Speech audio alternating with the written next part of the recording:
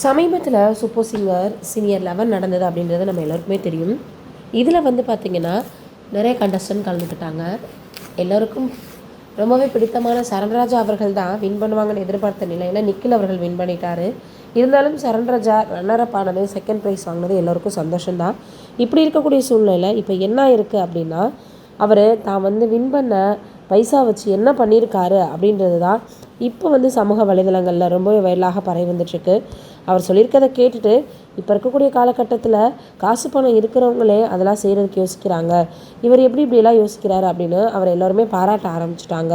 தனக்கு கிடைச்ச அந்த ஒரு பைசாவில் இருந்து அவர் இப்போ என்ன பண்ணியிருக்காரு அப்படின்னா, அநாத ஆசிரமம் இருக்காங்க இல்லையா, அவங்க போய் அங்கே இருக்க பசங்களுக்கு படிக்கிறதுக்கும் ஒரு நேரம் சாப்பாடுக்கும் இவர் செலவு பண்ண போகிறாரு அப்படின்ற செய்திகள் வெளியாகி இருக்குது. இதை கேள்விப்பட்டதும் எல்லோருமே அவருக்கு வாழ்த்துக்களை தெரிவிக்க ஆரம்பிச்சிட்டாங்க. இந்த மாதிரிலாம் கூட பணம் இருக்கிறவங்களுக்கே மனசு வராது அப்படின்னு இப்போ சரண்ராஜ் அவர்களை எல்லோருமே பாராட்டி வந்துட்டுருக்காங்க. இப்போது நம்மளுடைய சார்பாக அவர் மென்மேலும் வளரணும் அப்படின்னு சொல்லி வாழ்த்துக்களை தெரிவிச்சுக்கலாம். இது ஒரு பக்கம் இருக்க, ரஜினிகாந்த் கமலஹாசன் இருவரும் இணைந்து நெல்சன் இயக்கத்தில் ஒரு படம் பண்ண போகிறாங்க அப்படின்ற செய்திகள் தான் வெளியாகி இருக்குது.